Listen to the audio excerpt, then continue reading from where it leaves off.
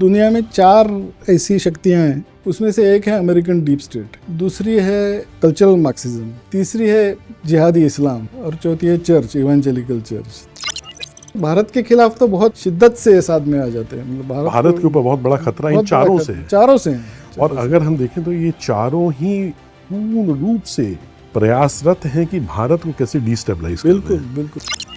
बांग्लादेश में ये चारों शक्तियों ने एक साथ मिलकर बांग्लादेश को कैसे खत्म किया, ये बहुत सुनने वाली कहानी है। बड़ी विचित्र बात है कि कम्युनिज्म को पैदा करने वाले भी कैपिटलिस्ट हैं। तो Ford foundation is the what you call core of capitalism. Ford company जो है वहाँ से तो कैपिटलिज्म शुरू हुआ है, ऐसा हम बोल सकते हैं। लेकिन फोर्ड फाउंडेशन की जो मदद रहती है वो किसको मिलती है? सब लेफ्टिस्ट लोगों को। हाँ बिल्कुल, जैसे अरविंद केजरीवाल। जहाँ पे भी इनको अराजक पैदा करना है, जहाँ पे भी इनको विध्वंस पैदा करना है, लेफ्टिस्ट को आगे बढ़ा देते हैं, उनको मदद कर देते हैं और वो वहाँ की सरकार को ख़त्म करने की कोशिश करते हैं। I am sure you have heard about that grooming gangs in UK. Yes, कि जहाँ पे हज़ारों ब्रिटिश लड़कियों को, छोटी लड़कियों को, जवान लड़कियों को उनका लैंगिक शोषण किया पाकिस्तान के पुरुषों ने, पाकिस्तानी पुरुषों ने। लेकिन केवल इस डर से कि हमारी सरकार को इस्लामोफोबिक ना बोला जाए, कोई एक्शन नहीं लिया गया उसके ऊपर। आज जो ब्रिटेन के प्राइम मिनिस्टर है स्टारमर, उन्होंने ये बोला कि नहीं, ये सभी लड़कियां जो है वो अपने चॉइस से उसमें पार्टिसिपेट हुई थी, तो इसमें कोई एक्शन लेने की ज़रूरत नहीं है। एक काम करते हैं ना, इन लेफ्टिस्ट लोगों को एक मंत्रा की छोटी छोटी मूर्ति हम लोग प्रेजेंट करते हैं। बिल्कुल देनी चाहिए, बिल्कुल देनी चाहिए। आप लोग शायद भूल गए थे, विस्मृति हो गई थी, विस्मरण हो गया था। आपकी जो मूल कुल देवी है तो वो हम आपको भेंट देंगे, उससे आपको और प्रेरणा मिलेगी। और प्रेरणा मिलेगी।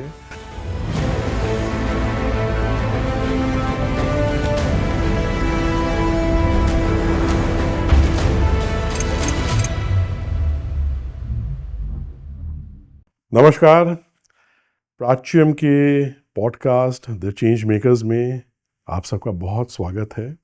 इस पॉडकास्ट में हम समय समय पर अनेकों धार्मिक योद्धाओं को बुलाते हैं। वो धार्मिक योद्धा जो अपने अस्त्र से, अपने शस्त्र से, अपनी कला से, साहित्य से, लेखनी से जो इस युद्ध को लड़ रहे हैं। और युद्ध क्या है?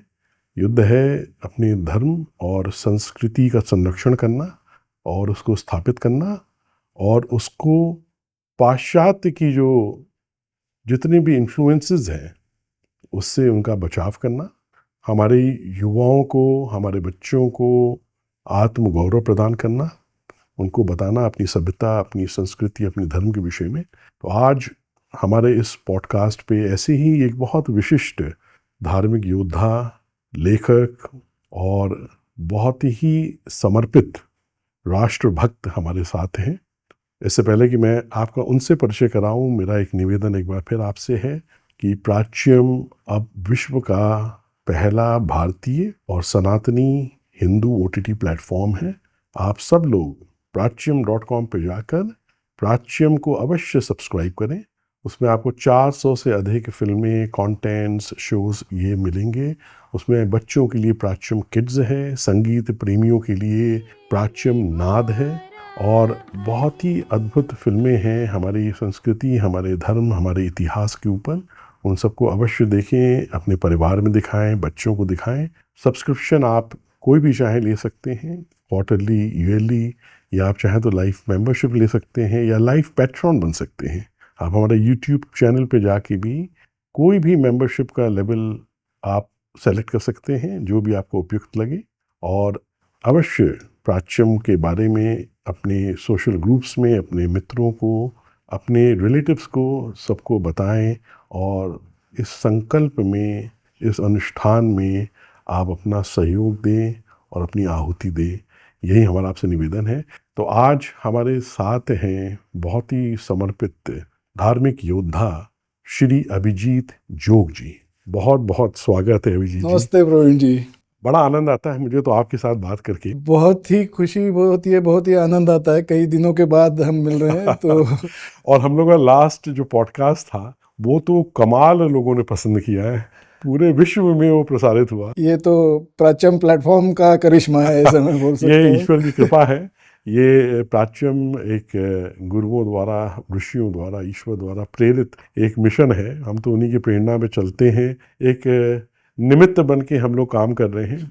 आप भी यही कर रहे हैं, हम भी कर रहे हैं। आप अपनी लेखनी से कर रहे हैं, इतने अद्भुत जो शोध आप कर रहे हैं, इतनी बड़ी जागृति आप फैला रहे हैं, और हम वही चीज़ फिल्मों के माध्यम से कर रहे हैं। तो बहुत आपका अद्भुत योगदान रहा है एक सिविलाइजेशनल अवेयरनेस लाने की दिशा में।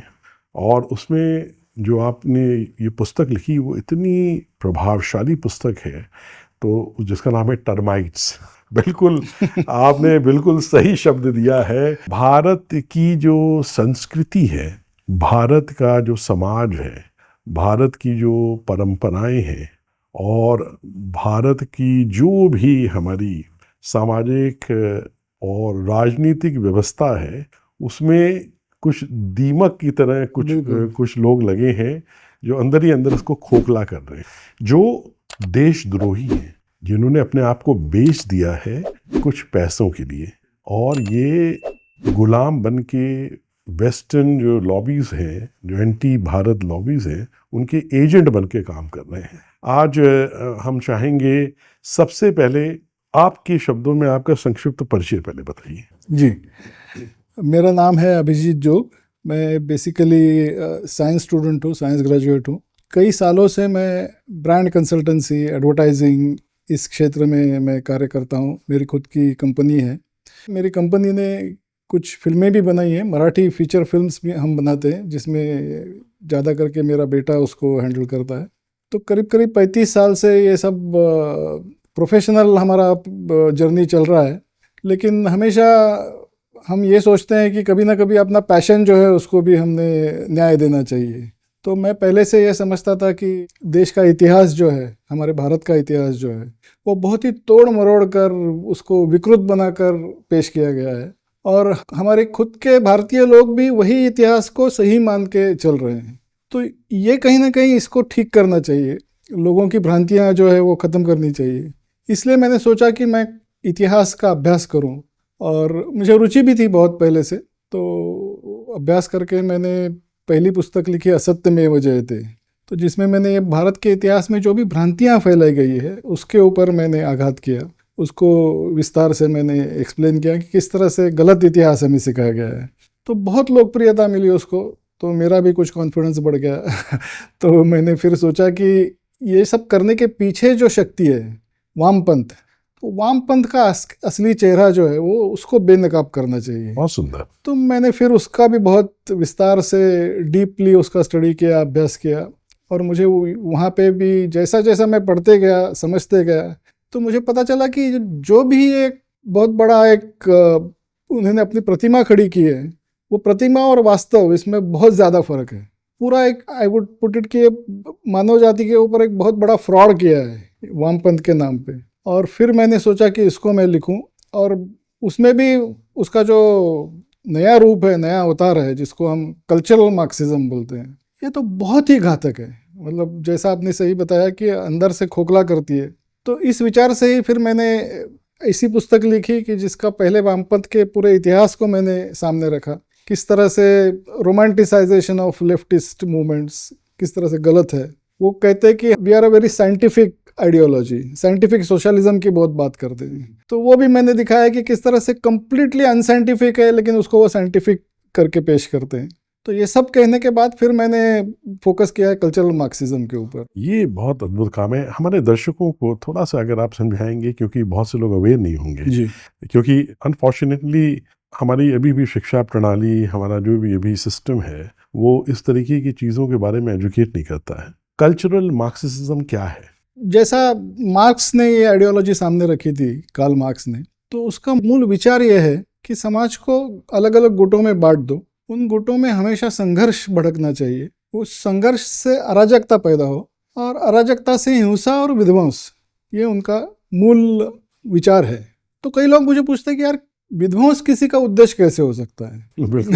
मतलब हम जनरली ये मानते हैं कि किसी पर्टिकुलर परिस्थिति में आदमी गलत व्यवहार करता है, लेकिन मूल विचार ही विध्वंस का है, ये इसके ऊपर जल्दी से विश्वास नहीं होता है। तो कई लोग मुझे पूछते हैं लेकिन इसके पीछे इनकी मानसिकता, कि मानसिकता जो है ये बहुत ही विद्वेष से भरी मानसिकता है, तो इनसे कोई अच्छा ही देखी नहीं जाती। तो मैं हमेशा ये कहता हूँ कि कलहजीवी लोग हैं, इनको जगह जगह पे कलह पैदा करना होता है। ये क्या इस युग के असुर हैं, बिल्कुल, राक्षस हैं, बिल्कुल, दानव बिल्कुल। हैं, डेविल्स हैं, क्या है ये? मैं कई बार ऐसा बोलता हूँ कि इनकी कुलदेवता कौन है, अगर ऐसा आप पूछेंगे हाँ, ये मालूम करना होगा। तो ये तो कुलदेवता के ऊपर भरोसा नहीं करते, विश्वास नहीं करते, लेकिन अगर हम सोचेंगे कि इनकी कुलदेवता कौन सी हो सकती है, तो रामायण की मंथरा जो है ये इनकी कुलदेवता है कि जिससे कोई अच्छी चीज देखी नहीं जाती, तो वो कलह निर्माण करती है।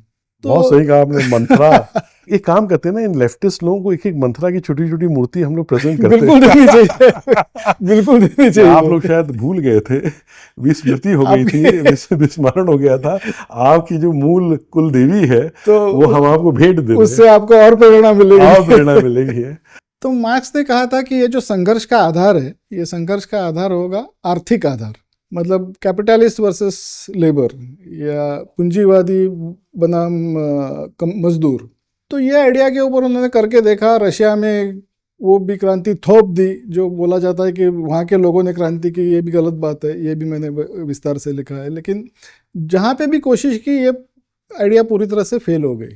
मतलब सोवियत यूनियन हमने देखा 1991 में पूरी तरह से कोलैप्स हो गया। तो संघर्ष का आधार जब आर्थिक था तो वो चल नहीं पाया, क्योंकि जैसे अर्थव्यवहार में सुधार होता है, मजदूरों के पास भी पैसा आ जाता है, तो फिर वो क्रांति की तरफ पीट कर देते हैं। तो it's a tangible basis of conflict. Russia में जो इतना बड़ा इन्होंने रिवॉल्यूशन किया था, वहाँ तो अपनी उनकी व्यवस्था थी, राजतंत्र था एक तरीके से, सब अच्छे से।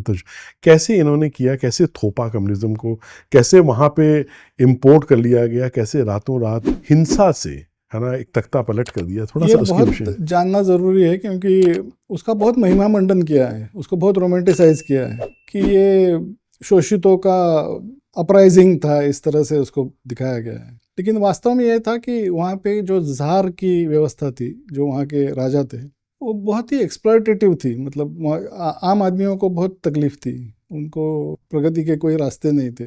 1905 में एक बहुत बड़ा मूवमेंट शुरू हुआ उधर, जो बिल्कुल आम आदमी ने शुरू किया था, सामान्य लोगों ने शुरू किया था। वहाँ पे कम्युनिस्टों का कोई उसमें सहभाग नहीं था। लेकिन इतनी हद तक उसका इम्पैक्ट बढ़ गया कि ज़ार ने भी मान लिया कि चलो इनकी कुछ मांगे मैं मान लूँगा। और उनकी जो मांगे थी वो आप देखेंगे तो उसमें से ये पता चलता है, डिक्टेटरशिप बिल्कुल नहीं चाहिए थी उनको, तो डेमोक्रेसी चाहिए थी। और वो डेमोक्रेसी में उनको इंग्लैंड जैसी लिमिटेड मोनार्की भी चाहिए थी। तो बोलते कि ज़ार को हम हटाएंगे नहीं, ज़ार को हम मारेंगे नहीं, उसको हम राजा बना के बिठाएंगे, लेकिन उसके अधिकार बिल्कुल मर्यादित हो जाएंगे और अधिकार सब पार्लियामेंट के पास होने चाहिए, जैसे Britain. Exactly like British, limited monarchy with democracy, उनको दैट वाज देयर ऑब्जेक्टिव। लेकिन ज़ार ने जब उनकी कुछ मांगे मान ली तो पूरे 14 महीने ये सब मूवमेंट चला। पहले 12 महीनों तक कम्युनिस्ट कहीं नहीं थे उसमें और यही होता है। अंतिम 2 महीने में वो कूद गए। हाँ। और कूद के उन्होंने पूरा उसको एक वायलेंट टर्न दे दिया। हाँ, तो पहले पीसफुल तो होता है, बिल्कुल पीसफुल, और ये बाद में ये हिंसा लेके आते हैं। बिल्कुल बहुत सही कहा बिल्कुल। आपने। और जैसे हिंसा शुरू हुई तो ज़ार ने उनको फिर दबा दिया, वो मूवमेंट क्रश कर दी। और ज़ार सेड कि मैंने मान तो ली थी आपकी मांगे, लेकिन आपने ये सब हिंसा का माहौल जब खड़ा किया तो मैं हमने जो माना था वो भी मैं नहीं मानूंगा, छोड़ दिया। तो जो उनको मिल रहा था वो भी मिलने से रहा, मतलब नहीं मिल पाया। फिर again in 1917 again the movement started. Again it was started by ordinary people, common people, and all the classes of Russia were involved in that. ये जो बोलते हैं कि क्लास स्ट्रगल है, गरीब विरुद्ध अमीर, ऐसा कुछ नहीं था। वहाँ पे सब तरह के लोग उसमें वो मूवमेंट में शामिल हुए थे। फिर वही हुआ, पहले कहीं नहीं थे, मूवमेंट बहुत ज़्यादा बढ़ गया। फिर ज़ार ने मान लिया। इस वक्त तो उसको फर्स्ट वर्ल्ड वॉर भी चल रहा था, तो आर्मी ने उसको बोला कि आप स्टेप डाउन करो और पूरा कारोबार इनके हाथ में दे दो। तो प्रोविजनल गवर्नमेंट भी बन गई उधर। वो प्रोविजनल गवर्नमेंट में कम्युनिस्टों का कोई नामो निशान नहीं था। आम आदमियों में से वो निकले, उन्होंने जो लीडर्स थे वो गवर्नमेंट में बैठ गए। और जब ये हुआ, जब प्रोविजनल गवर्नमेंट बनी, तब लेनिन जो थे वहाँ थे, लेनिन वॉज इन स्विट्ज़रलैंड, वो रशिया में थे ही नहीं। ट्रॉट्स्की थे दूसरे बड़े लीडर, वो यूनाइटेड स्टेट्स में थे। और तीसरे बड़े लीडर थे स्टालिन, वो साइबेरिया में जेल में थे। तो कम्युनिस्टों का कोई सहभाग ही नहीं था वो मूवमेंट में। लेकिन जब ये मान लिया और उन गवर्नमेंट बिठा दी, तो फिर लेनिन वगैरह सब, इन लोगों ने एक बहुत बड़ी गलती की कि इन्होंने ये सब लोगों को इनवाइट किया। प्रोविजनल गवर्नमेंट ने लेनिन को इनवाइट किया, ट्रॉट्स्की को इनवाइट किया कि आप आ जाओ, अब सब मिलके देश को बनाएंगे। बोलापन था उनका, बोल सकते हैं। ये आने के बाद इन्होंने फिर अपने रंग दिखाना शुरू किया। फिर उन्होंने रेड गार्ड्स करके एक बहुत बड़ी संगठना खड़ी की, और वो संगठना के ऊपर पैसा मिला उनको अमेरिका से। ये सबसे बड़ी शॉकिंग बात है। तो ट्रॉट्स्की जो वहाँ पे बैठे थे, वहाँ से बहुत पैसा लेके आए। फिर Germany and Russia were fighting against each other. तो जर्मनी ने सोचा था कि ये जो प्रोविजनल गवर्नमेंट है, ये वॉर में से पीछे हट जाएगी। हमारी जो ईस्टर्न फ्रंट है वो हम बंद कर देंगे, और वेस्टर्न फ्रंट के ऊपर इंग्लैंड और फ्रांस को फिर हम क्रश कर देंगे, ऐसा जर्मनी का मानना था। तो ये गवर्नमेंट ने वॉर से बाहर हटने में नकार दे दिया। वो बोले कि नहीं, हम देश के लिए लड़ेंगे और ज़ोर से लड़ेंगे। तो फिर उन्होंने सोचा कि इसको अभी हमको, ये गवर्नमेंट को हटाना है। तो उन्होंने लेनिन को एक प्यादे के रूप में यूज़ किया। लेनिन को उन्होंने बहुत पैसा भी दिया, मैन पावर भी दिया, ट्रेनिंग भी दिया, आर्म्स एंड एम्यूनेशन भी दिया। तो अमेरिका और जर्मनी की मदद से इन्होंने रेड आर्मी खड़ी कर दी, रेड गार्ड्स खड़े कर दे, और उनके माध्यम से ये पूरा जो प्रोविजनल गवर्नमेंट का शासन था उसको गिरा दिया, उसको उद्ध्वस्त कर दिया। जार निकोलस II थे। जार निकोलस II पूरे को मार परिवार दिया, को मार पूरे दिया। परिवार को मार दिया कि बुरी तरीके से। वो ये डर था उनको कि इनके इर्द गिर्द लोग फिर इकट्ठा हो जाएंगे और हमारे खिलाफ नया मूवमेंट शुरू हो जाएगा। ये पॉसिबिलिटी को खत्म करने के लिए उन्होंने जार और पूरी उसकी फैमिली को मार दिया। तो ये असली कहानी है। मतलब मैंने बहुत संक्षेप में बताया, लेकिन बहुत इंटरेस्टिंग है कि किस तरह से जर्मनी ने उनको मदद की, किस तरह से यूएस के कैपिटलिस्ट जो थे बड़े बड़े, उन्होंने पैसा कैसे लगा दिया, और उनके आधार पर एक बहुत बड़ी आर्मी खड़ी करके ज़बरदस्ती से उन्होंने जो लोगों की सरकार थी, लोगों में से निकलने वाली सरकार थी, उसको दबा दिया और पूरी सत्ता अपने हाथ में ले ली। बड़ी विचित्र बात है कि कम्युनिज्म को पैदा करने वाले भी कैपिटलिस्ट हैं। बिल्कुल बिल्कुल।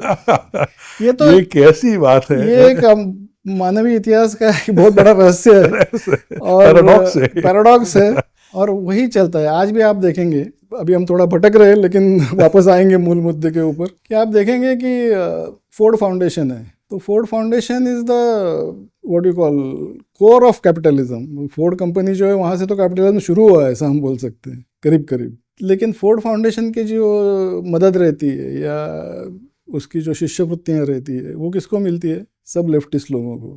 हाँ बिल्कुल। जैसे पहले के कुछ रेसिपिएंट में से थे अरविंद केजरीवाल। हाँ, आप अगर हम नाम देखेंगे, ये मैग्सेसे अवार्ड किसको मिलता है? हाँ बिल्कुल। फोर्ड फाउंडेशन की मदद किसको मिलती है? केजरीवाल भी भारत का लेनिन ही था। बिल्कुल, उसी तरह से उसको खड़ा किया था। हमें लगता है उसको फिर वैसे ही प्रिजर्व करके रखेंगे भी। तो ये जहाँ पे भी इनको अराजक पैदा करना है, जहाँ पे भी इनको विध्वंस पैदा करना है, लेफ्टिस्ट को आगे बढ़ा देते हैं, उनको मदद कर देते हैं, और वो वहाँ की सरकार को खत्म करने की कोशिश करते हैं। बिल्कुल। अगर हम हाल की ही कुछ अगर घटनाओं को देखें, भारत के आसपास के जो देश हैं, इसमें बांग्लादेश में देखिए ऐसा ही हुआ। बिल्कुल बिल्कुल। ये अचानक से एक आंदोलन जो छोटे लेवल पे शुरू हुआ था, वो अचानक से हिंसक हो गया है। एक्चुअली बांग्लादेश तो क्लासिक एग्जाम्पल है कि दुनिया में 4 ऐसी शक्तियां हैं कि जो टोटलिटेरियन पावर्स हम जिसको बोलते हैं, पूरे दुनिया के ऊपर हमारा प्रभुत्व होना चाहिए, ऐसा जो बोलते हैं। उसमें से एक है अमेरिकन डीप स्टेट, दूसरी है कल्चरल मार्क्सिज्म। कल्चरल मार्क्सिज्म क्या है, ये आपका प्रश्न था, वह हम पहुंचे नहीं, अभी वहां तक तो पहुंचेंगे। हम रशा में अटक गए। तो दूसरी है मार्क्सिज्म, तीसरी है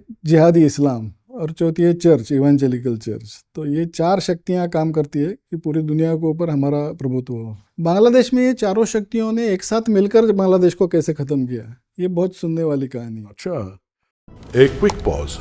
Every story we create at Prachyam is born from deep passion for Bharatiya culture and heritage. To help us continue this Anushthan, please be a part of this. Subscribe to this truly Bharatiya OTT at www.prachyam.com or scan this QR code of prachyam.org to donate for this cause. Your support helps us keep this cultural journey alive.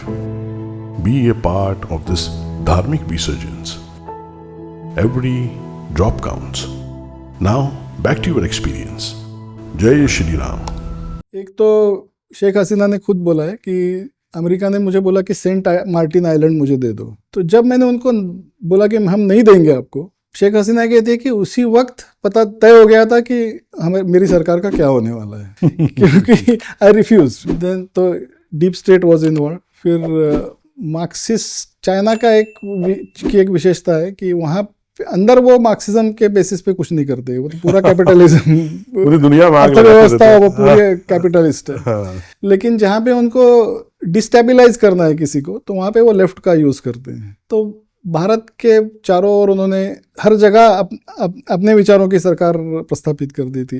Nepal में कर दी थी, जो अभी अभी खत्म हो गई। श्रीलंका में भी अभी लेफ्टिस्ट सरकार है, मालदीव्स में भी वही है। तो एंटी इंडिया लेफ्टिस्ट फोर्सेस को उन्होंने खड़ा कर दिया था। That only exception was Bangladesh, क्योंकि बांग्लादेश की शेख हसीना सरकार जो थी भारत के साथ मित्रता रखती थी, तो उनको हटाना था, क्योंकि एंटी इंडिया गवर्नमेंट वहाँ पे भी बिठाना था, जो बिठा दिया उन्होंने अभी। तो मार्क्सिस्ट वेयर ऑल्सो इन्वॉल्व। जो स्टूडेंट मूवमेंट वहाँ पे पहले शुरू हुआ, वो सब लेफ्टिस्ट स्टूडेंट्स थे, तो लेफ्ट को यूटिलाइज किया। जमात इस्लामी वाज इंटरेस्टेड कि बांग्लादेश और पाकिस्तान अलग हुए, वो भाषा के आधार पर अलग हुए, तो धर्म से भाषा का इम्पोर्टेंस ज़्यादा बांग्लादेशी लोगों को लगा उस वक्त। तो भाषा के जगह फिर धर्म हावी होना चाहिए, Islam should become more important.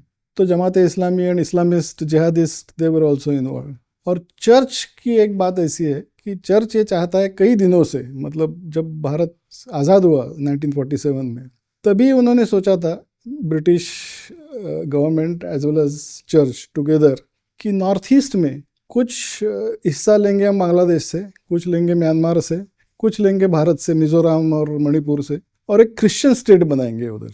That plan was very much discussed and it was thought of. लेकिन उस वक्त वो उन्होंने छोड़ दिया कि नहीं, अभी this is not the right time. But उनको वो बनाना है कि they want a Christian state there. तो America now thinks that state they can use it against China to keep control on China on one side and India on one side. तो इसलिए church was also involve. तो ये चारों शक्तियाँ जो है, चारों शक्तियाँ मिल गई और उन्होंने सोचा कि ये बांग्लादेश की हसीना सरकार को हमको हटाना है। और कितनी आसानी से हटा दिया, हम देखते हैं कि 2-4 दिन में पूरा खेल खत्म हो गया। तो इस तरह से ये शक्तियाँ काम करती है कि उनको अल्टीमेटली उनको एक दूसरे के साथ भी लड़ना ही है, क्योंकि उनमें से किसी एक का ही पूरे विश्व के ऊपर कंट्रोल हो सकता है।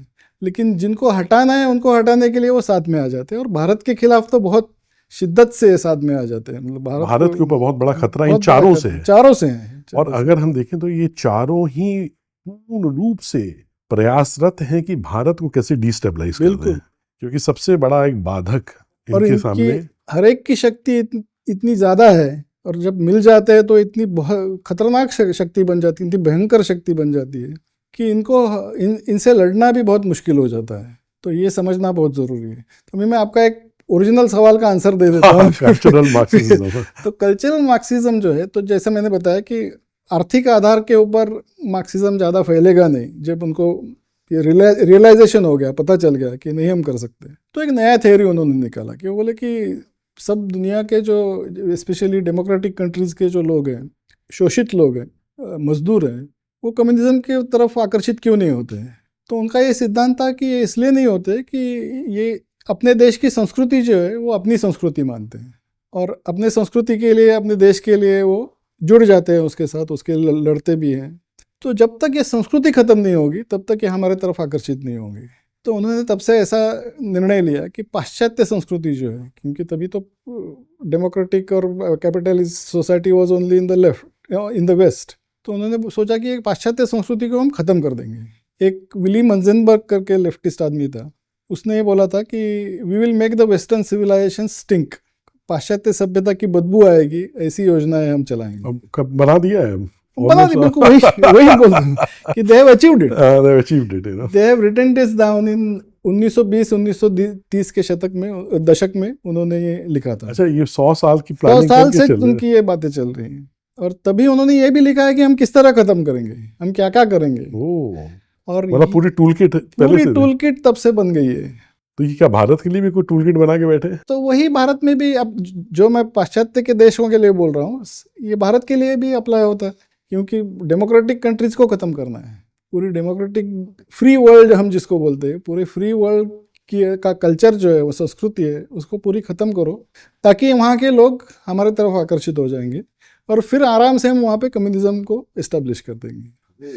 सो because they change the basis from economic to culture, so that's why it is called as cultural Marxism. तो इसलिए इसको सांस्कृतिक मार्क्सवाद ऐसा बोलते हैं, क्योंकि उनका अभी अटैक जो है वो संस्कृति के ऊपर है। ओके। और इस तरह उन्होंने पाश्चात्य सभ्यता जो है करीब करीब खत्म होने के कगार पे है, और यही अब वो भारत में करना चाहते हैं। और भारत में तो सांस्कृतिक जड़ें बड़ी गहरी रही बिल्कुल, हैं, इसलिए इनको बहुत प्रयास करना पड़ रहा है हर बिल्कुल, तरीके से। बिल्कुल। तो ये 4 भाई हैं जो आपस में भी लड़ते हैं, लेकिन किसी एक शत्रु के खिलाफ चारों एक साथ आ जाते हैं। तो एक भाई तो उसमें कल्चरल मार्क्सिस्ट है, बाकी तीनों के बारे में बता दी, नहीं तो नाराज हो जाएंगे कि देखो चारों में है कि हमारे बारे में बताया नहीं अभिजीत जी ने, ये चारों आपके पीछे न पड़ जाए।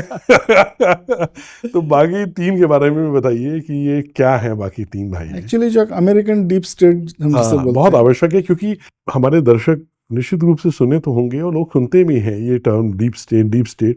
कई लोग सोचते हैं कि ये इन लोग की कल्पना है, कोई है, ये कॉन्स्पिरेसी थ्योरी है। ये लोग जो है कुछ ज्यादा ही जो है फालतू चीजें सोचते हैं, इनको कुछ करने को है नहीं, इसलिए ये सब कहानियां बनाते रहते हैं। लेकिन उनको मालूम नहीं कि ये वास्तविकता है, और डीप स्टेट ने कितने ही देशों को डिस्टेबलाइज करने में, उखाड़ने में, उजाड़ने में, वहाँ की जो सरकार है उनको मिटाने में बहुत बड़ा रोल प्ले किया और अपनी पपेट गवर्नमेंट्स को बिठाया है। तो अमेरिकन डीप स्टेट क्या है, ये थोड़ा बताइए। हाँ, मैं आपको संक्षेप में बताने की कोशिश करता हूँ, लेकिन फिर भी थोड़ा ज़्यादा मुझे बोलना पड़ेगा। इसका मूल जो है, ये मूल है ग्रीक तत्वज्ञ जो था प्लेटो, तो उसका एक बहुत बड़ा ग्रंथ है जिसको बोलते हैं Republic. Plato's Republic is a very famous document. तो उसमें उसने लिखा है कि पूरी दुनिया के जो आम आदमी हैं, सर्वसाधारण लोग हैं, उनको ये समझ में नहीं आता है कि हमारे लिए अच्छा क्या है। तो उसने एक ऐसा विचार रखा है कि इनके ऊपर एक छोटे गुट ने, एक एलिट ग्रुप ने इनके ऊपर राज करना चाहिए इन देयर ओन इंटरेस्ट, मतलब उनकी खुद की भलाई के लिए। राज्य व्यवस्था जो है वो एक छोटे गुट के हाथ में होनी चाहिए जो बहुत इंटेलिजेंट है, बहुत पढ़े लिखे हैं। तो ये विचार उसने रखा, जिसके आधार पर ये डीप स्टेट का निर्माण हुआ है। कैसे, मैं आपको बताता हूँ। एक जॉन रस्किन करके एक प्रोफेसर थे जो 1870 में ही जॉइंड ऑक्सफोर्ड यूनिवर्सिटी, और वहाँ पे उन्होंने अपना ये विचार रखना शुरू किया कि उन्होंने वहाँ के जो स्टूडेंट्स थे, वो स्टूडेंट्स भी सब बहुत अमीर फैमिली से आए हुए थे, बहुत होशियार थे, बहुत इंटेलिजेंट थे, बहुत रईस थे, अमीर थे, तो प्रभावशाली थे, आगे चल के वो बड़े बड़े पोजीशंस पे जाने वाले थे। तो जॉन रस्किन ने उनको ये सिखाना शुरू किया कि हमारी एंग्लो सैक्सन सभ्यता जो है, इंग्लैंड और अमेरिका में जो बसी हुई है, transatlantic Anglo Saxon culture, तो this is the best culture in the world. बोला कि डिसिप्लिन, हार्ड वर्क, ये सब प्रोटेस्टेंट एथिक्स जिसको बोलते हैं, ये इस एंग्लो सैक्सन सभ्यता में बसे हैं। तो इसलिए पूरी दुनिया के आम आदमियों के लिए, उनके हित के लिए एंग्लो सैक्सन लोगों ने उनके ऊपर राज करना चाहिए। तो England and America should establish there supremacy in the entire world was his teaching. और किस ईयर की बात है? 1870। ओह। तो कई वेरी इंटेलिजेंट स्टूडेंट्स जो थे उसके, वो बहुत प्रभावित हो गए इस विचार से, और यही उनको सिखाया दिया कि हम हमारे लिए नहीं कर रहे हैं, we are doing it for the ordinary people of the world. तो ये एक justification for the good of the world. Exactly, ऐसा बोलते व्हाइट मैन्स बर्डन, वो एक कॉन्सेप्ट था कि पूरी दुनिया को सिविलाइज करने के लिए गोरे लोगों को वहाँ पे जाके हमारा साम्राज्य बिठाना पड़ता है। तो यहाँ से शुरू हुआ। तो उसके जो स्टूडेंट्स थे, आगे चल के बहुत बड़े बड़े, कोई बिजनेसमैन बना, कोई ब्यूरोक्रेट बना, कोई अलग अलग क्षेत्रों में बहुत अहम पोजीशन पे जाके बैठे। तो उन्होंने एक सीक्रेट सोसाइटी बना ली जिसको बोलते हैं सर्कल ऑफ इनिशिएट्स। इसके फ्रिंज पे जो लोग थे उनका एक एसोसिएशन ऑफ हेल्पर्स करके एक ग्रुप बना दिया, जिसको आगे जाके एक दूसरे ऑर्गेनाइजेशन में उन्होंने बदल दिया। तो इस तरीके से ये जहाँ जहाँ अंग्रेजी भाषा बोली जाती थी वो सब देशों में ये फैल गए, और वहाँ पे उन्होंने ये अपना विचार इम्प्लांट करना शुरू किया। इसी का जो आज का स्वरूप है वो है अमेरिकन डीप स्टेट। ओह। तो ये विचार से जो निकले और उन्होंने अलग अलग जगह देशों में जाके जो अपना प्रभाव फैलाना शुरू कर दिया था, वो प्रभाव अभी आगे बढ़ के यहाँ तक पहुँचा है कि आज ये अमेरिकन डीप स्टेट तक चला गया है। इसमें कौन शामिल है? तो इसमें जो 5 एंग्लोफाइल कंट्रीज़ है, England, America, Canada, Australia and New Zealand, ये 5 देशों की सरकारें और इनके सीक्रेट सर्विसेज है, इनके माध्यम से इनको पूरी दुनिया की जानकारी पता चल जाती है। फिर extremely rich families, there are some families in the world who actually control everything. तो ये फैमिलीज ये डीप स्टेट चलाती है। पूरी दुनिया के बैंक्स ये डीप स्टेट से जुड़े हुए हैं, स्पेशली फेडरल रिजर्व जो अमेरिका का बैंक है। हमको लगता है कि ये गवर्नमेंट बैंक है, but actually this is a private bank. Correct, I know that, it's owned by the family. Exactly. और कई बड़े बड़े जो देश है उनकी जो सेंट्रल बैंक्स है जो बाहर से लगती है कि these are government banks, they are actually private banks. और इनका एक बैंक है the Bank of International Resettlements जो स्विट्जरलैंड में है, ये भी प्राइवेट बैंक है। तो इनका ये बहुत बड़ी आर्थिक शक्ति जो है ये डीप स्टेट के हाथ में रहती है। फिर अमेरिका में 3 बड़े थिंक टैंक्स है, एक है काउंसिल फॉर फॉरेन रिलेशंस, दूसरा है बिल्डरबर्ग ग्रुप और तीसरा है ट्रायलैटरल कमीशन। तो सभी प्रभावी व्यक्ति जो है, रिटायर्ड जनरल्स होंगे, बड़े बड़े ब्यूरोक्रेट्स होंगे, पॉलिटिशियंस होंगे, बहुत बड़े सेलिब्रिटीज जिनके लाखों फॉलोअर्स हैं, ये सब थिंक टैंक्स के सदस्य रहते हैं। तो सॉफ्ट पावर हम जिसे बोलते हैं, तो सॉफ्ट पावर पूरा इनके हाथ में रहता है। तो अभी मिलिट्री पावर हो गया, आर्थिक शक्ति हो गई, सॉफ्ट पावर हो गई, फिर World Bank, IMF, World Economic Forum, इन सब के ऊपर इनका कंट्रोल रहता है। तो ये शक्ति इतनी अपार हो जाती है कि दुनिया में उनको चाहिए वो सब वो कर सकते हैं और करते हैं। इसके लिए पहले वो CIA के माध्यम से करते थे। तो अभी क्या है कि उनका ये कहना होता है कि हमारा मानना पूरी दुनिया ने स्वीकारना चाहिए। आपकी जो इकोनॉमिक पॉलिसीज है, आपकी जो पॉलिटिकल डिसीजंस है, हमारे कन्वीनियंस से आपने उसका वो डिसीजंस लेने चाहिए। अगर हमारे लिए इनकन्वीनियंट है तो आप उसको नहीं कर सकते, और ये जो नहीं मानेगा उसको वो गवर्नमेंट को वो उठा के फेंक देते हैं। मतलब 5 देश जो साथ में मिलके बिल्कुल ये डीप स्टेट चलाते हैं, बिल्कुल, जिनको फंड करती हैं बड़ी बड़ी ये फैमिलीज, जो बड़ी बड़ी Correct, लॉबीज जो ओन correct, करती हैं बैंक्स को करेक्ट और पूरे वर्ल्ड की जो एक आर्थिक व्यवस्था को, करेक्ट। और ये जो चाहे वो कर लेते हमको जो चाहिए वो, अगर आप नहीं मानोगे, कोई भी अगर देश की सरकार अगर अपने खुद के फायदे के निर्णय लेती है, इंडिपेंडेंट थिंकिंग करती है, माय कंट्री फर्स्ट अगर ऐसी पॉलिसी रखती है, तो वो सरकार उनके लिए बहुत इनकन्वीनियंट हो जाती है। तो वो बोलते कि नहीं, हम इसको तो अभी नहीं रहने देंगे। और ऐसी कई सरकारें उन्होंने आज तक उठा के फेंक दी है। तो जो मैं बता रहा था कि ये CIA के माध्यम से करते थे, तो उसमें हिंसा होती थी, उसमें कई सारे इश्यूज आ जाते थे, कंट्रोवर्सीज होते थे।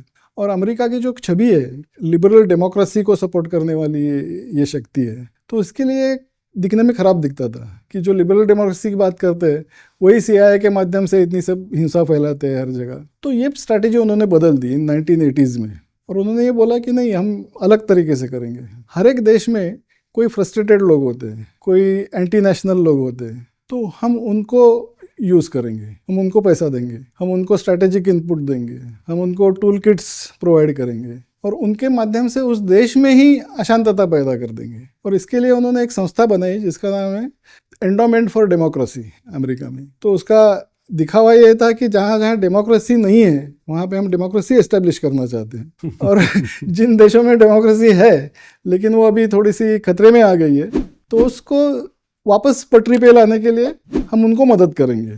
तो ये बोलते थे कि डेमोक्रेसी खतरे में है, तो फिर हम उसमें इंटरफियर करेंगे।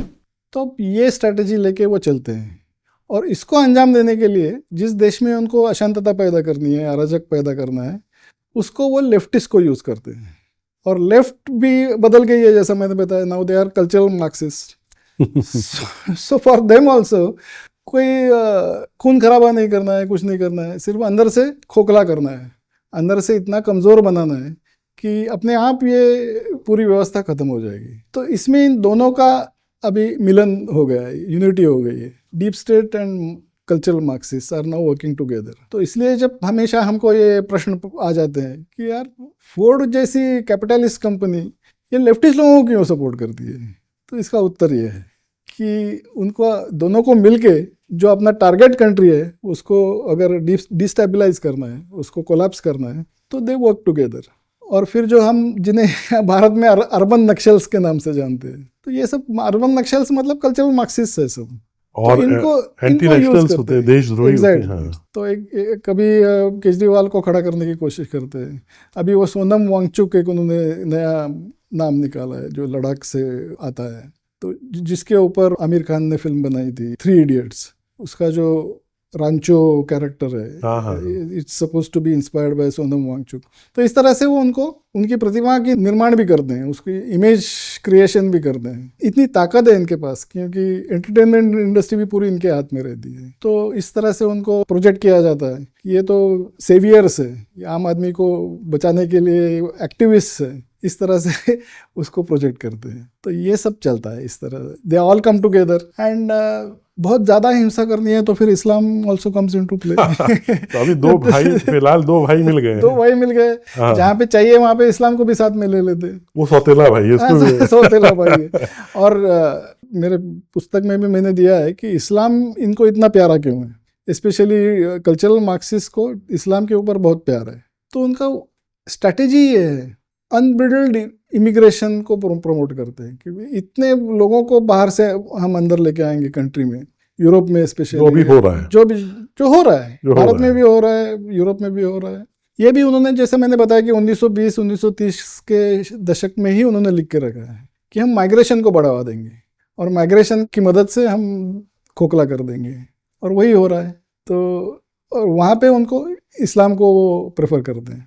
उनका एक स्ट्रैटेजी है कि जैसा मैंने बताया कि समाज को विभाजित करो। एक ग्रुप को बोलते हैं शोषक है और एक ग्रुप को बोलते हैं शोषित है।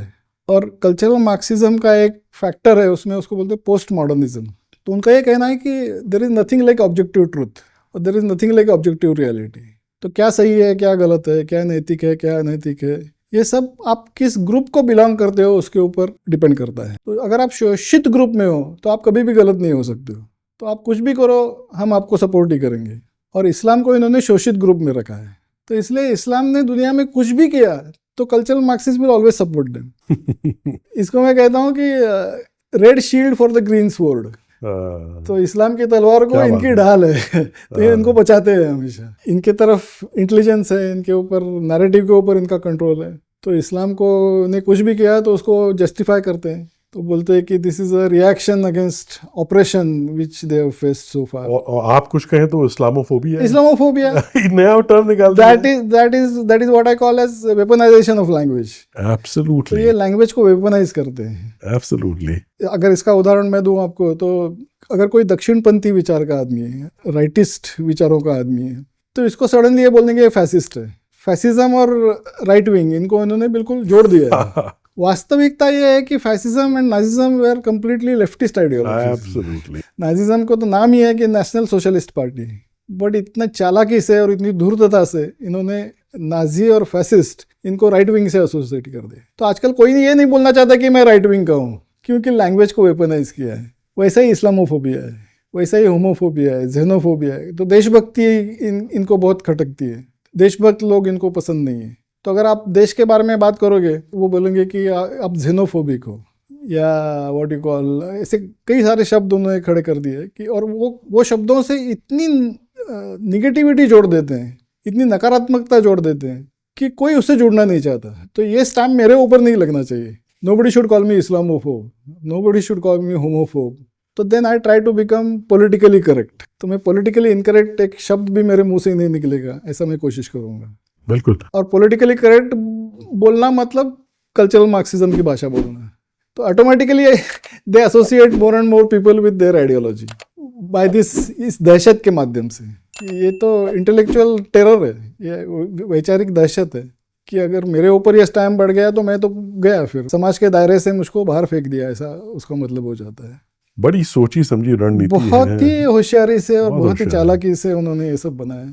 कई लोग मुझे पूछते हैं प्रवीण जी कि ये तो सत्ता में कहीं भी नहीं है, फिर भी इतना कंट्रोल कैसा है इनका, पूरे नैरेटिव के ऊपर ये कंट्रोल कैसा करते हैं? क्योंकि ना पश्चिम यूरोप में सत्ता में, ना अमेरिका में सत्ता में, ना भारत में सत्ता में आने का उम्मीद भी नहीं है, लेकिन फिर भी सिस्टम इनका ही चलता है। इसका कारण ये है कि ये इतनी चालाकी से किया है कि आप इनके विचार के बाहर जाके विचार ही नहीं कर सकते। अगर करेंगे तो आपके ऊपर ऐसे स्टैम्प बैठ जाएंगे, created out of weaponization of language, कि इसको बोलते हैं cancel culture. Then you get cancelled. फिर आपके लिए कोई फ्यूचर नहीं है। तो that is the strategy in which they function. अच्छा, देखिए भारत में भी यही करते हैं। बिल्कुल, मोदी इज फैसिस्ट, एग्जैक्टली बोलते हैं। एग्जैक्टली। अच्छा, यहाँ के सिस्टम में भी उन्हीं का कंट्रोल है। बिल्कुल, सिस्टम जो है इतने साल के बाद भी जो है उस पर रिगेन नहीं कर पाया कंट्रोल। मैं आपको 2-3 मुद्दे हैं कि जिससे इनका ये पूरा स्ट्रेटेजी बनता है। एक है कि दे मोनोपोलाइज गुडनेस, मतलब अच्छाई के ऊपर एकाधिकार जमा लेते हैं। अच्छा क्या है बुरा क्या है हम डिसाइड करेंगे, that is their first idea. तो एक नैतिकता की वो एक रेखा खींचते हैं, एक लाइन खींचते हैं, और वो आप नैतिक साइड में हो कि अनैतिक साइड में हो, ये डिपेंड करता है कि आप उनके विचारों को मानते हो कि नहीं। अगर नहीं मानते हो तो फिर वो आप उनके केवल आइडियोलॉजिकल अपोनेंट्स नहीं हो, फिर वो आपको एक दुष्ट आदमी करके प्रोजेक्ट करते हैं। वो आपको ये गलत आदमी है, ये दुष्ट है, ये फैसिस्ट है, ये राक्षस है, इस तरह से, जिसको बोलते हैं हम डीह्यूमनाइज। तो आपको मानव बोलना भी मुश्किल है, आप तो ह्यूमन ही नहीं हो, इनह्यूमन हो, इस तरह से आपका इमेज बना देते हैं, उसको डेमोनाइज कर देते हैं। जैसे मोदी जी को एक राक्षस के रूप में दिखाते हैं, बुचर ऑफ गुजरात करके हमेशा बोलते हैं। कई बार सुप्रीम कोर्ट ने उनको क्लीन चिट दी है, कई बार उनका उसके ऊपर बार बार रिवीजन पिटिशंस भी दाखिल हुए, हर बार ये बताया गया कि नहीं उनका कोई संबंध नहीं था, बट फिर भी बुचर ऑफ गुजरात। तो आप सिर्फ वैचारिक अपोनेंट नहीं हो, आप एक दुष्ट खराब बुरे आदमी हो। That is the way they project you and they work behind very attractive mask. तो वो ये कभी नहीं बोलते कि हम कल्चरल मार्क्सिस्ट हैं वो ये बोलते कि हम सामाजिक न्याय के लिए लड़ रहे हैं, स्त्रियों के अधिकार के लिए लड़ रहे हैं, हम इंक्लूसिविटी के लिए लड़ रहे हैं। इनको विरोध करना ही इम्पॉसिबल हो जाता है। कौन ये बोल सकता है कि नहीं सामाजिक न्याय नहीं होना चाहिए? सबको चाहिए कि सामाजिक न्याय, तो एवरीबॉडी वांट्स सोशल जस्टिस। बीज बो देते हैं, जैसे फेमिनिज्म का बीज ये ऐसा बो देते हैं कि अच्छी खासी पढ़ी लिखी स्त्रियां जो है बिल्कुल सोचती हैं कि हम तो वाकई शोषित हो रहे हैं। एग्जैक्टली, ये तो कुछ गड़बड़ हो रहा है। That is what is called as victimhood mentality. तो समाज के कई गुटों में ये विक्टिमहुड की भावना पैदा कर देते हैं कि आप विक्टिम हो। तो ये उनका ये मानना होता है कि सक्सेस जो मिलता है वो सक्सेस के लिए आपको मेरिट नहीं चाहिए, आपको हार्डवर्क नहीं चाहिए, आपको कुछ नहीं चाहिए। You get success only because of your privilege. तो वाइट प्रिविलेज, ब्राह्मणिकल प्रिविलेज, ये सब again weaponisation of language. Privilege जिनके पास है वही सक्सेसफुल हो सकते हैं। तो जिनके पास ये प्रिविलेज नहीं है वो लोगों को बोलते हैं कि आप विक्टिम हो, आपके लिए सब समाज ने और सरकार ने आपको फुकट में ला के देना चाहिए। That is the mentality that they create. और सरकारें उसी पे चलने लगती हैं, और फिर चलने लगती है, घबरा जाती है, वेलफेयरिज्म बहुत बढ़ जाता है, फिर इकोनॉमी कोलैप्स हो जाती है। तो सोचती है कि कैंसिल ना कर दें हमको, एग्जैक्टली डेमोनाइज ना कर दें। सरकारें कैसे डरती है इसका मैं उदाहरण एक आपको दे सकता हूँ। इस्लामोफोबिया जो बोलते हैं, तो यूरोप में लोग जो सरकारें हैं, जनरली लिबरल डेमोक्रेटिक सरकारें हैं हर जगह, बहुत डरती है कि हमको इस्लामोफोबिया का स्टैंप नहीं लगना चाहिए। तो I am sure you have heard about that grooming gangs in UK. Yes, कि जहाँ पे हजारों ब्रिटिश लड़कियों को, छोटी लड़कियों को, जवान लड़कियों को उनका लैंगिक शोषण किया पाकिस्तानी पुरुषों ने। लेकिन केवल इस डर से कि हमारी सरकार को इस्लामोफोबिक ना बोला जाए, कोई एक्शन नहीं लिया गया उसके ऊपर। इसका भरोसा करना भी, इसको विश्वास करना भी बहुत मुश्किल है इसके ऊपर। सही कहा आपने, बिल्कुल सही कहा, कोई एक्शन नहीं लिया गया है। और ग्रूमिंग क्या होता है? रेपिंग गैंग्स है और कुछ नहीं। और वो तो 100-50 नहीं, हजारों लड़कियों। और वो भी जो है, आप सोचिए कि जो छोटी बच्चियां हैं, बिल्कुल है ना, जो सोचिए कि नाबालिग जो बच्चियां हैं। और ये वोक विचारधारा कितनी घृणास्पद है, इसका एक उदाहरण इसमें मिलता है कि आज जो ब्रिटेन के प्राइम मिनिस्टर है स्टारमर, वो तभी अटॉर्नी जनरल थे। तो ये बच्चियों को न्याय देने का जिम्मा उनके ऊपर था। तो उन्होंने क्या बोला होगा उस वक्त? उन्होंने ये बोला कि नहीं, ये सभी लड़कियां जो है वो अपने चॉइस से उसमें पार्टिसिपेट हुई थी, तो इसमें कोई एक्शन लेने की जरूरत नहीं है। अभी इसके ऊपर मैं क्या बोलूँ? I have no words to express my anger about. और कैसे कैसे वर्ड्स निकालते हैं, देखिए, व्हाइट वॉश करने के लिए उसको बोला ग्रूमिंग गैंग्स। एग्जैक्टली, ये कोई शब्द है? और आज तक ये किसने किया? तो उसको क्या बोलते हैं कि साउथ एशियन है। पाकिस्तानी नहीं बोलेंगे, never say south Asian man. तो ये है power of weaponization of language. एक इस्लामोफोबिया, ये शब्द की वजह से ये सब छुपाया गया है। अभी तक जो बात समझ में आई कि सबसे ज्येष्ठ जो भ्राता है वो अमेरिकन डीप स्टेट, बिल्कुल। उसके बाद जो है फिर कल्चरल मार्क्सिस्ट हैं, जो अर्बन नक्सल्स हैं, जो इनका जो है जो फंड किए जाते हैं इसी डीप स्टेट से। और इनका तीसरा जो जंगली एक प्रिमिटिव डेजर्ट कल्ट है जी, जो हथियार लेके सड़कों में उतर आता है, हिंसा करता है, बर्बर है, जो कि उनका इतिहास रहा है। 1400 साल से यही कर ही रहे हैं। भारत में भी यही किया उन्होंने। वो उसको ये लोग लाते हैं स्ट्रीट पावर के रूप में। बिल्कुल। लेकिन वो जो चौथा एक भाई है जो इवेंजलिस्ट चर्च है, उसके विषय में थोड़ा बताइए। From the timeless Vedas to the valiant warriors, from the wisdom of the rishis to the dreams of a new Bharat, our civilization has never stopped inspiring the world. Prachyam, the world's first Indic OTT, brings the glory of Bharat to the world. 400 plus films and series. From history to heritage, from devotion to discovery, every story is an offering to our eternal civilization. From G20 to Tokyo, the world is witnessing the voice of Bharat rise again. बहुत बड़ी सनातन की सेवा हो रही है। ज्ञान का पुनरुद्धारण का कार्य है। Prachuam is doing an amazing job. 60 साल में हमने जो खोया वो वापस लाने का काम कर रहा है। आपका ये प्रयत्न ईश्वर की आराधना ही है। Your contribution is not a donation. It is an ahuti in this Mahayagya of the Indic Renaissance.